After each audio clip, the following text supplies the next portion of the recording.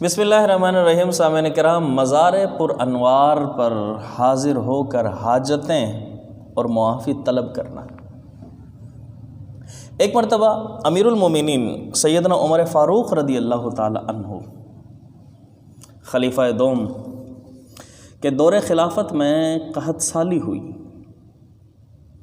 تو صحابی رسول حضرت بلال بن حارث نے حضور علیہ الصلوۃ والسلام کی قبر انور پر حاضری دی اور حاضر ہو کر عرض کی کہ اے اللہ کے نبی، آپ کی امت بڑی پریشان ہے اور اپنی امت کے لیے بارش کی دعا فرما دیجئے، دعا کر دیجئے،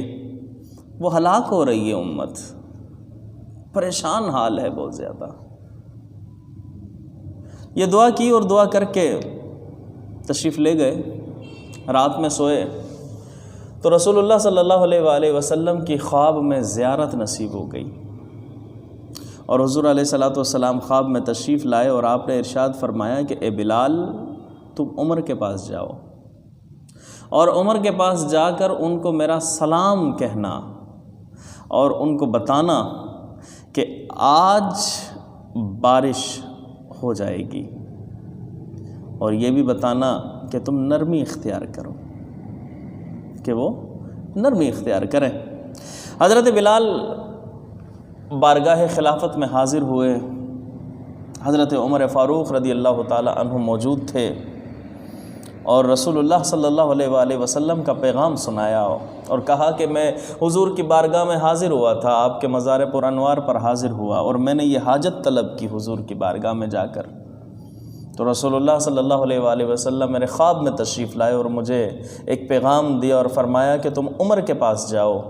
اور عمر کو جا کر میرا سلام کہہ دینا اور انہیں بتانا کہ بارش ہو جائے گی اور نرمی اختیار کرو۔ جب حضرت عمر فاروق رضی اللہ تعالی عنہ نے یہ کلام سنا، یہ پیغام سنا، تو آپ سن کر رونے لگ گئے، آنکھوں سے آنسو جاری ہو گئے اور پھر فرمایا کہ اے میرے رب، اے میرے خدا، اے میرے پروردگار، میں کوتاہی نہیں کرتا مگر صرف اسی چیز میں کہ جس سے میں عاجز ہوں، اس لیے کہ بارش یہ رب کائنات کی قدرت ہے، یہ خالق کائنات کے حکم سے ہے، اس پر انسان کا اختیار نہیں ہے۔ اور حضرت عمر فاروق رضی اللہ تعالی عنہ، آپ کی خلافت کا عالم یہ تھا کہ آپ اپنی ذمہ داریوں کو اتنا پورا فرمایا کرتے تھے کہ راتوں میں خود گشت فرمایا کرتے تھے، چونکہ ذمہ داری تھی۔ اور آپ نے فرمایا کہ دریا فرات کے کنارے اگر کوئی بکری کا بچہ بھی پیاسا مر گیا تو کل قیامت میں خالق کائنات عمر سے سوال کرے گا کہ بتا عمر، تیری حکومت تھی، پانی کیوں نہیں ملا؟ اس قدر حضرت عمر فاروق رضی اللہ تعالیٰ عنہ خوف خدا دل میں رکھا کرتے تھے۔ اختیار ہے، حکومت ہے، لیکن اس کے باوجود خشیت الہی، خوف، تقوی بہت زیادہ موجود تھا۔ تو ہمیں بھی چاہیے کہ اگر ہم کبھی حاضری وہاں ہمیں نصیب ہو، اللہ تبارک و تعالی ہم سب کو مزار پر انوار پر لے جائے، تو ہم بھی وہاں سچے دل سے حاجتیں طلب کریں اور یقین جانیے کہ جس طریقے سے حضور کی زندگی کے اندر